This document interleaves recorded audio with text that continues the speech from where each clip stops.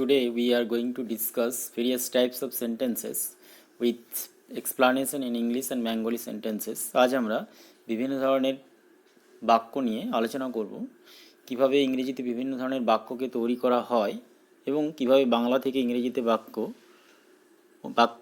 বাংলা বাক্যগুলোকে কিভাবে ইংরেজিতে অনুবাদ করা হয় সে নিয়েও আলোচনা করব। দেখো, প্রথমে আছে মেক দিয়ে কিভাবে বাক্য তৈরি করা হয়। Make plus noun oblique pronoun plus main verb. Bangla বাক্য আছে, দেখো, আমি তাকে আমার সমস্যাটি বুঝিয়েছিলাম। I made him oblique her understand my problem. লক্ষ্য করো, নিজে বোঝা আর কাউকে বোঝানো কিন্তু আলাদা। নিজে বোঝার ক্ষেত্রে কিন্তু আমরা আন্ডারস্ট্যান্ড শুধু ব্যবহার করি, কিন্তু কাউকে বোঝানো make understand. I understood my problem মানে আমি আমার সমস্যাটি বুঝেছিলাম, কিন্তু আমি আমার সমস্যাটা অন্য কাউকে বুঝিয়েছিলাম, সেক্ষেত্রে অবশ্যই আমরা মেক ব্যবহার করবো। MAKE। I made I made him or her understand my problem. তাহলে এটা মনে রাখবে। নেক্সট আছে, দেখো, আমি ছেলেটিকে সেখানে যেতে বাধ্য করেছিলাম।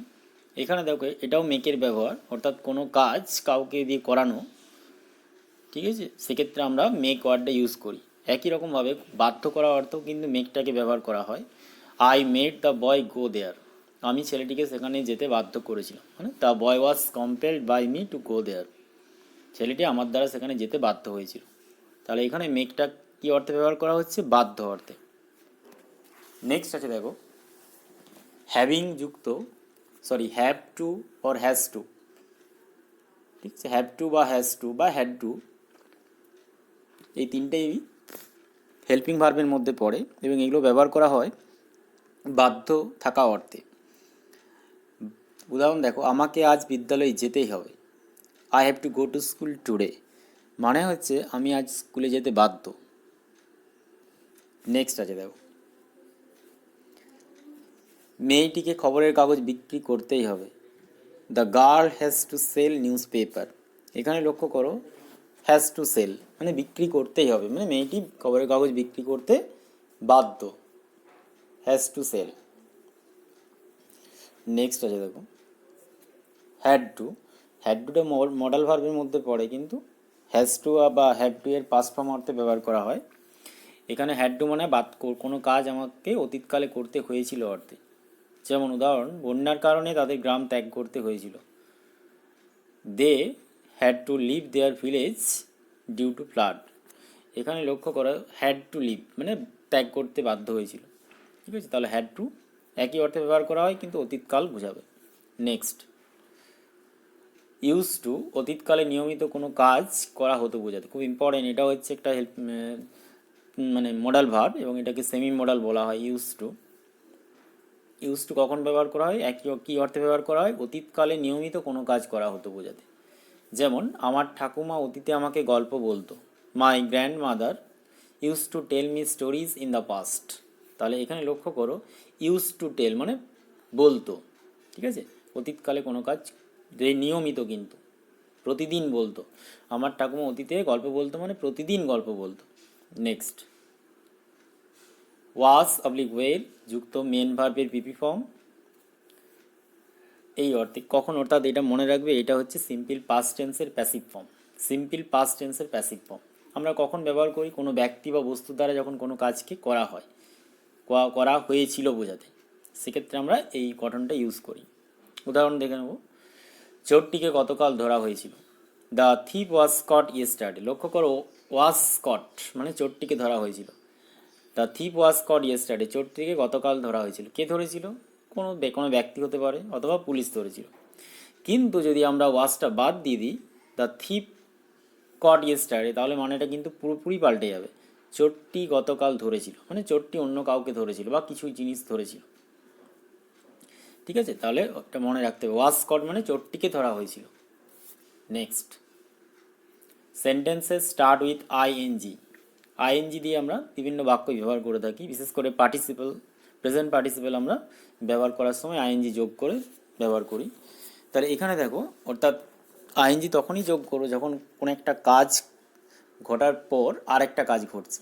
অর্থাৎ দেখো, বাঘটিকে দেখে আমি ভয় পেয়েছিলাম, তাহলে আগে বাঘটিকে দেখেছিলাম, তারপরে ভয় পেয়েছিলাম। এক্ষেত্রে মনে রাখতে হবে সিইং দ্য স্নেক, এখানে লক্ষ্য করো সিইং অর্থাৎ মেন ভার্বের সঙ্গে আইএনজি যোগ করা হয়েছে। সিইং দ্য স্নেক, সাপটিকে দেখে আই ওয়াজ ফ্রাইটেন্ড, আমি ভয় পেয়েছিলাম। তাহলে এখানে সিইং এর মানে কি হচ্ছে দেখে অর্থে, ঠিক আছে, সাপটিকে দেখে আই ওয়াজ ফ্রাইটেন্ড, আমি ভয় পেয়েছিলাম। নেক্সট, ক্লান্ত হওয়ায় মেয়েটি ঘুমিয়ে পড়েছিল, একই রকম। Being tired the girl fail asleep, এখানেও লক্ষ্য করো বিং টায়ার্ড, বিংটা হচ্ছে পার্টিসিপল, প্রেজেন্ট পার্টিসিপল। ক্লান্ত হওয়ায় মেয়েটি ঘুমিয়ে পড়েছিল, being tired the girl fail asleep. Next, sentences start with জিরান্ড, কিছু কিছু বাক্য জিরান্ড দিয়ে শুরু হয়। তাহলে জিরান্ড হচ্ছে কি? জিরান্ড হচ্ছে ভার্বের একটা রূপ, এটা সাধারণত ভার্বের সঙ্গে আইএনজি যোগ করে তৈরি করা হয় এবং নাউনের মতো কাজ করে। পার্টিসিপেল যেমন অ্যাডজেক্টিভের মতো কাজ করে, জিরান্ড কিন্তু নাউনের মতো কাজ করে। এখানে দেখো সাঁতার কাটা একটি খুব ভালো ব্যায়াম, swimming is a very good exercise, এখানে সুইমিংটা হচ্ছে জিরান্ড, সুইমের সঙ্গে আইএনজি যোগ করে তৈরি করা হয়েছে এবং এটা নাউনের মতো কাজ করছে, ঠিক আছে। Swimming is a very good exercise. Next, ইংরেজি শেখা খুব সহজ নয়, learning English is not very easy, এখানে দেখো লক্ষ্য করো লার্নিং, এখানে লার্নিংটা কিন্তু জিরান্ডের ব্যবহার করা হয়েছে, লার্নিং ইংলিশ ভার্বের সঙ্গে আইএনজি যোগ করা হয়েছে লার্নের সঙ্গে এবং এটা নাউনের মতো কাজ করছে। Learning English is not very easy, ইংরেজি শেখা খুব সহজ নয়। নেক্সট, সেন্টেন্সে স্টার্ট উইথ ইনফিনিটিভ, কিছু কিছু বাক্য আমরা ইনফিনিটিভ দিয়ে শুরু করি। যেমন ইংরেজি ব্যাকরণ ভালোভাবে আয়ত্ত করতে হলে একজনকে অবশ্যই বারবার অভ্যাস করতে হবে। Two master English grammar well, two master এটা হচ্ছে ইনফিনিটিভ ফর্ম, টু মাস্টার এখানে কিন্তু ইনফিনিটিভ ফর্ম ইউজ করা হয়েছে প্রথমেই বাক্যের শুরুতেই। Two master English grammar well, ভালোভাবে ইংরেজি ব্যাকরণ আয়ত্ত করতে হলে, মাস্টার মানে হচ্ছে আয়ত্ত করা, ওয়ান মাস্ট প্র্যাকটিস ফ্রিকোয়েন্টলি, একজনকে বারবার অভ্যাস করতে হবে, ঠিক আছে। তাহলে আমরা ইনফিনিটিভ ফর্ম দিয়েও কোনো বাক্যকে শুরু করতে পারি। Next, am to, is to, are to আমরা ব্যবহার করে থাকি, বা ওয়াজ টু, ওয়েট টু, এই তিনটে ব্যবহার করা হয়, তিনটেই মডাল ভার্বের মধ্যে পড়ে এবং এগুলোকে ব্যবহার করা হয় উচ্চতর কর্তৃপক্ষের নির্দেশ পেয়ে, ইনস্ট্রাক্টেড বাই হায়ার অথরিটি। আমরা তখনই কিন্তু am to, is to, are to ব্যবহার করি, অর্থাৎ কোনো উচ্চতর মানে উচ্চতর কর্তৃপক্ষ আমাদের কোনো কিছু করতে নির্দেশ দিল এবং আমরা সেই নির্দেশটা অন্য কাউকে জানালাম, সেক্ষেত্রে আমরা এই am to, is to, are to ব্যবহার করে থাকি। খুব ইম্পর্টেন্ট এটা, দেখো উদাহরণ, সকল ছাত্রছাত্রীদের জানানো যাচ্ছে যে আগামীকাল বিদ্যালয় ছুটি থাকবে। It is to notify to all the students that the school will be close tomorrow, এখানে লক্ষ্য করো টু নোটিফাই, নোটিফাই মানে জানানো, ইট ইজ টু নোটিফাই এটা জানানো যাচ্ছে, মানে হয়তো হেডমাস্টার নোটিশটা লিখছে, এটা একটা নোটিশ, তো নোটিশ এভাবে লেখা হয়, তাহলে নোটিশে হেডমাস্টার অর্থাৎ নিজে কিন্তু ইনস্ট্রাকশন দিচ্ছে না, মানে হেডমাস্টার বা হেডমিস্ট্রেস ইনস্ট্রাকশন কারোর কাছ থেকে পাচ্ছে, হায়ার অথরিটির কাছ থেকে নির্দেশ পাচ্ছে এবং সেই নির্দেশটা ছাত্রছাত্রীদের জানাচ্ছে। তাহলে সেই ধরনের বাক্যের ক্ষেত্রে আমরা ইস টু ব্যবহার করতে পারি, অ্যাম two, is to, are two. তাহলে এখানে লক্ষ্য করো ইস টু ব্যবহার করা হয়েছে ওই সেন্সে, এটা জানানো যাচ্ছে, সে নিজে জানাচ্ছে না, তাকে নির্দেশ দেওয়া হয়েছে, সেই নির্দেশ মতো সে জানাচ্ছে। নেক্সট, ইউজ অফ ইনফিনিটিভ, এরপর আমরা বিভিন্ন ইনফিনিটিভের ব্যবহার শিখব।